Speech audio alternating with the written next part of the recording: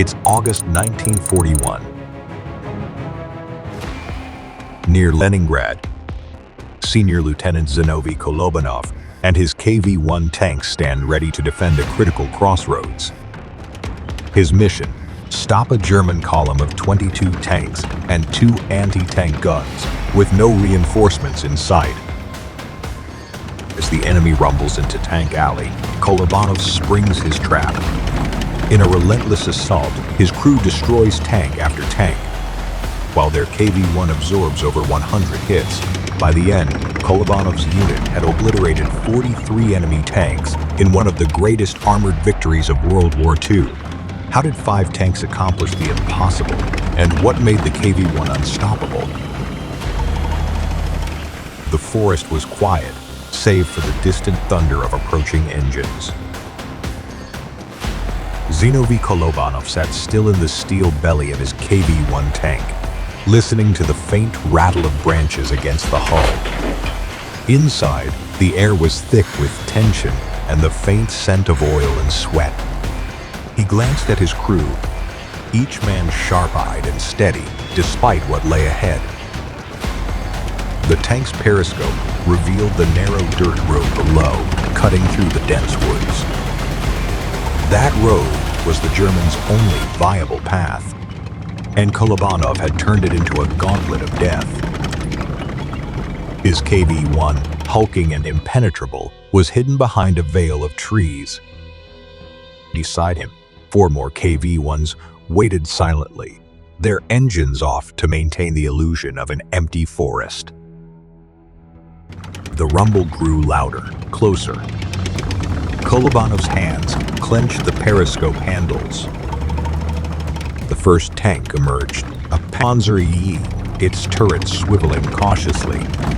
Behind it, an entire armored column crawled forward, 22 German tanks, their black crosses gleaming in the filtered sunlight, escorted by 2 anti-tank guns. They moved as if they owned the battlefield. Kolobanov smirked. "Spokojno," he said, his voice calm, cutting through the quiet. The lead tank crept into the kill zone, oblivious to the waiting Soviet force. Kolobanov raised his hand, holding the tension like a coiled spring.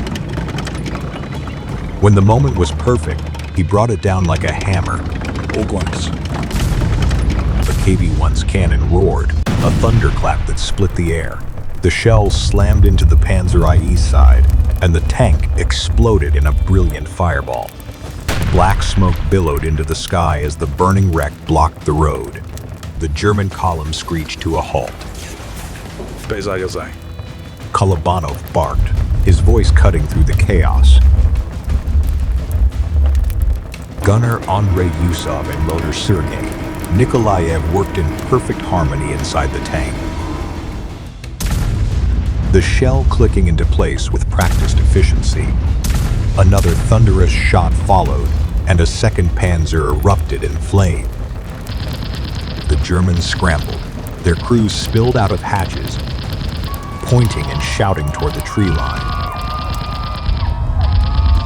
The anti-tank guns wheeled into position, their operators frantically searching for the unseen enemy.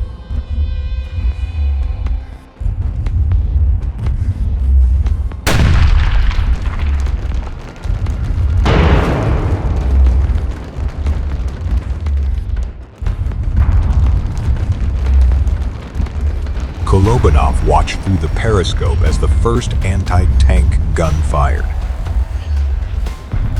The shell struck the KV-1's turret with a deafening clang. Inside, the impact reverberated like a punch to the gut, but the crew barely flinched. The round had failed to penetrate. "Celta Svetoria." Kolobanov ordered. Yusov adjusted the cannon, steady despite the rising tension. The KV-1 roared again, and the anti-tank gun disintegrated in a cloud of fire and splinters.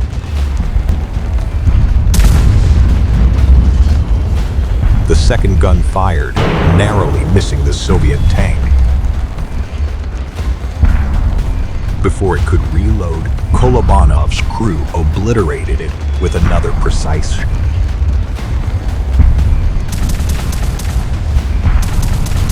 Then came the retaliation.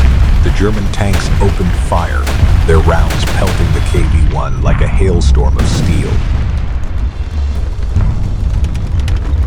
Inside, the crew braced against the impacts. Sparks and dents erupted across the tank's surface, but its thick armor held firm. Unifutrzeni. Kolobanov muttered, half to himself. As the Germans tried to maneuver their tanks off the road, they found the marshy terrain unforgiving. Tracks sank into the mud, and attempts to reverse caused more chaos in the already cramped column. Celsius wytrati tank. Kolobanov commanded. Usa fired again, the shell striking the Panzer in its engine compartment. Flames licked out of the rear hatches as the tank ground to a halt. Kolobanov's voice remained calm, methodical. Each order was a scalpel, dissecting the German formation with surgical precision. But then, a new threat. From the corner of his periscope, Kolobanov saw movement. Two tanks had managed to bypass the wreckage and were angling toward the KV-1's flank. Wydał pomieniać pozycję. The KV-1 lurched into motion, its treads grinding against the dirt as it crawled to a secondary firing position. The movement exposed the tank momentarily, and several German shells slammed into its side.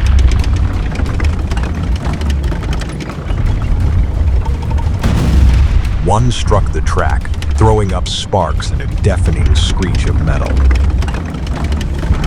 The tank jolted but kept moving. Nałocik. Sila z lewa.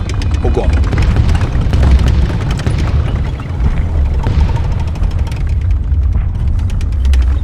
The KV-1's turret swiveled, and Yusov aimed the advancing Panzer IV.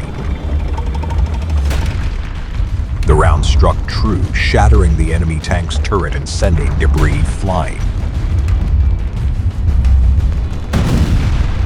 The second Panzer hesitated, a fatal mistake. Another shot, and it too was reduced to smoking rubble. The hits kept coming. A shell struck the KV-1's front armor.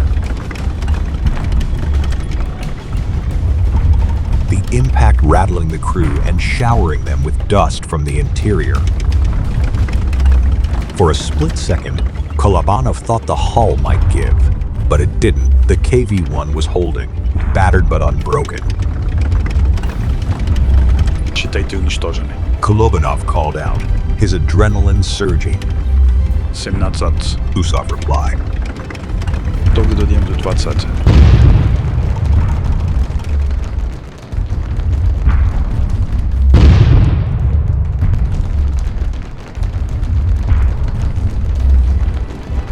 The German column, once an unstoppable force, was now a graveyard of burning tanks and twisted steel. Finally, the last German tank tried to reverse out of the alley, its turrets spinning wildly in search of the invisible enemy. Kolobanov's crew fired one last shot, and the Panzer exploded in a brilliant flash. Silence fell over the battlefield, broken only by the crackling of flames. Kolobanov exhaled, leaning back in his seat. Przerzucać za tanka. Неплохо дело до утра. Around Tank Alley, the other KV-1s had been just as devastating. By the end of the ambush, 43 German tanks lay in ruins, their crews scattered or dead. The road to Leningrad was safe. Kolobanov climbed out of his tank to survey the destruction. The KV-1, scarred and dented, stood as a monument to Soviet resilience. Behind him, his crew emerged, their faces streaked with sweat and grime, but glowing with pride. The air still smelled of oil and smoke. But for Kolobanov, it carried something else. Hope. They had done the impossible. Against all odds, they had held the line. And in that moment, amidst the wreckage of German ambition, a legend was born.